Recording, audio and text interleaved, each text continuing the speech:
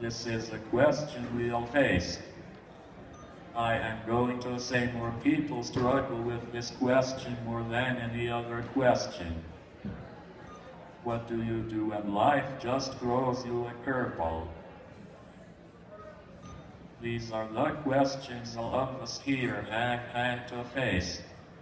We have had the curveball of the disability thrown into our lives, and now it is up to us to decide how we are going to handle it.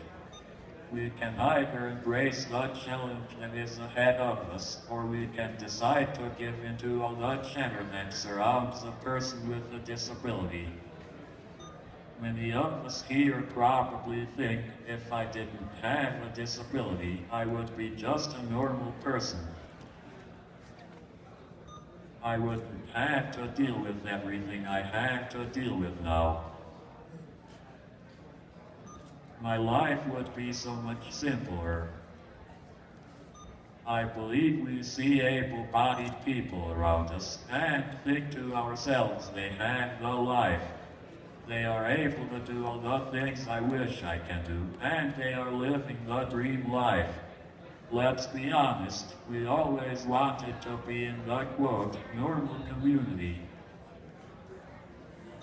I know I always wanted to know what it was like to be, quote, normal. How about you? Didn't you ever want to feel what it is like to have your disability gone? Or maybe you knew what it was like, but now you're dealing with something that seems impossible, so you just want to go back in time. However, is their life that much different? Everybody has a constraint in their life, but most people try to hide their constraints. Constraints are viewed today as a weakness, and nobody believes a person can have a weakness. So, when this happens, a person tries to mask whatever flaw they have in order to be accepted into their community. We are bombarded with this idea every day. The media tells you if you have a flaw, you can fix it. If you look different, we will give you a makeover. But don't be satisfied with the person that you are. Do something about it so you will be able to fit into society. We want to fit in so badly that sometimes we sacrifice what we believe. Our beliefs become secondary to us so that we can join in what we believe is the cool group. By joining that group, we are just conforming to the type standard. We are becoming walking masks who aren't showing people our true identity. I was born in 1973. The umbilical cord was coming out before me, so they had to do an emergency C-section. They knew they were racing the clock. 45 minutes later, I was born. I wasn't breathing and my body was blue. They started CPR and gave me CPR for 40 minutes. I was breathing finally, but I had gone without oxygen for more than an hour. The lack of oxygen caused an injury to the motor portion of my brain. I have cerebral palsy. I am classified as an athletoid, which means my muscles never stop moving. The expectations for my life were high.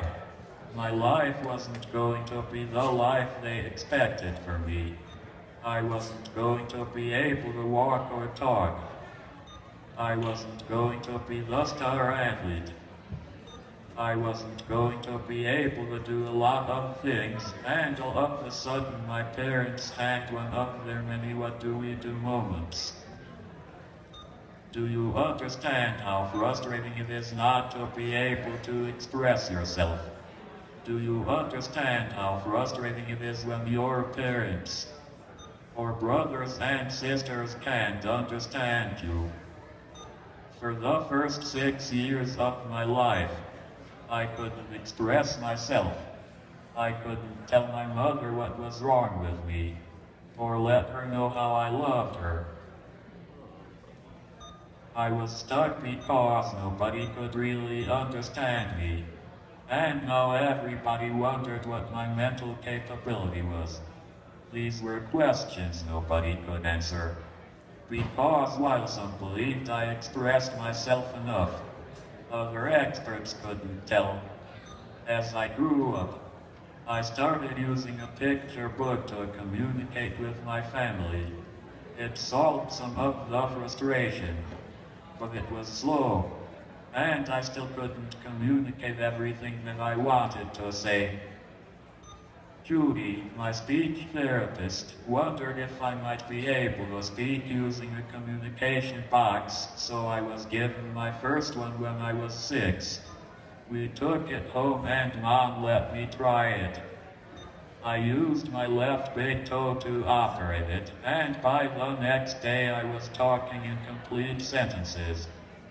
This technology changed the course of my life. All of a sudden, my family could see I was able to communicate. Augmentative communication gives a person like myself a chance to be educated. It gives a person a chance to build relationships. It gives a person a chance to have a meaningful life because it gives them a tool to communicate. As a person living with a disability, a disability period, you are always going to have an uphill battle. This is true for all disabilities, and it gets even more difficult when you have a communication disorder on top of the disability. When you have a disability, but have your communication, you can navigate your way through the system and almost become anything you want to be. It isn't easy, but it is possible. When you have a disability and you aren't able to communicate, it's almost impossible to become something you want to become. It's almost impossible to accomplish something you want to accomplish because most people walk right by you.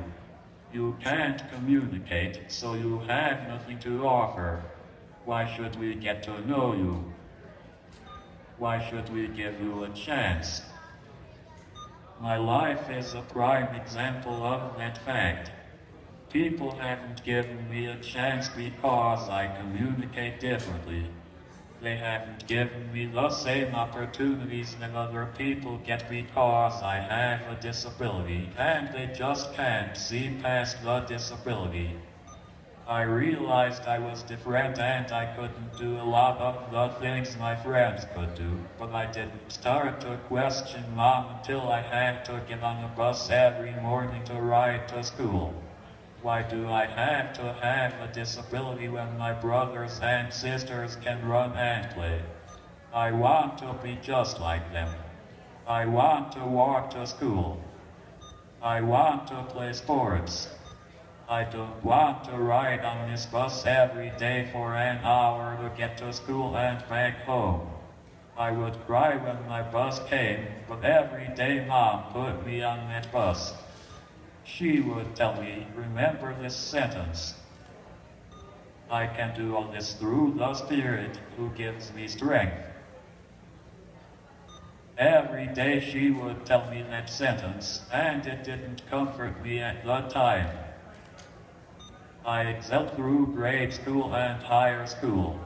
However, excelling through high school didn't help me get accepted. I told Mom I had to dress like everybody else because that way they would see me. So, with the help of my 4 other older siblings, Mom made sure I was right in the style. I wore all the cool clothes.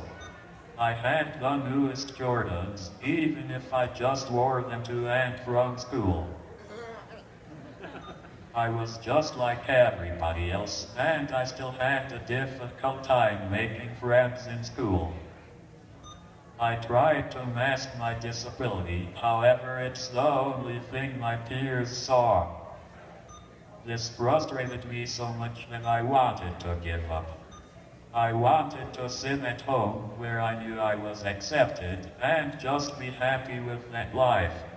However, if I would have done that, I would have allowed the disability to win. This is when Mom's perseverance of giving me a sentence to live by paid off. She would remind me every day, you can do all things through the Spirit that gives you strength. I know there are some people here who are feeling that same way I did. You know the odds are stacked up against you, so you just figure it would be easier to throw in the towel. The thing is, you can do all things through the Spirit who gives you the strength. When the world is telling you no, you are going to have to decide who you are going to listen to. Are you going to listen to all the doubters? Are you going to listen to the Spirit that is inside of you? I had allowed my disability to become my identity. I had allowed all the chatter around me decide who I was, and my life wasn't working. It was at this time I realized my mom wasn't saying the struggle was going away. She was giving me a life sentence to endure the struggle so that I could see the possibilities. It didn't mean I was going to be able to do everything I wanted, but I would be able to endure the struggle. By enduring the struggle, I would be able to persevere. By persevering through the disability, I found out I could contribute. There is a spirit within me that told me I couldn't give up, which ignited a light in me. I am hoping that light shines brightly out of me everywhere I go because that light has become my identity. There comes a time where everybody has to make this decision in their life. I had to decide if I was going to keep trying to mask the disability or decide to embrace my disability. When I went to college, I decided to quit acting, and I showed people who Chris Klein was. I began to be accepted for the person I was, and the disability disappeared. It disappeared because I quit trying to be something I was not, and people saw a guy in a wheelchair who liked video games, who liked sports, who liked to joke around. They wanted to get to know me. For the first time in my life, my friends looked past the disability and saw a person. They saw a light burning in me, and they wanted to be a part of my life. I'm not asking for a handout, and I don't expect to be handed anything. I have proved myself over and over, and I will continue to do so for the rest of my life. I know that gets old at times, but I know we all have to prove our worth. It's just that some of us have to work harder to prove ourselves. This is where the spirit within you helps you to keep going, even when you are feeling like stopping. Instead of masking our constraints, we need to embrace them and share the brokenness with others. We all need to build a community around us, and in order to do that, we need to stop hiding around the masks. People need to know what we are struggling with so that they can help us. We need to know who is struggling within our community so that we can help them. Life is all about teamwork. I know I couldn't do the things that I have accomplished without the help of the community.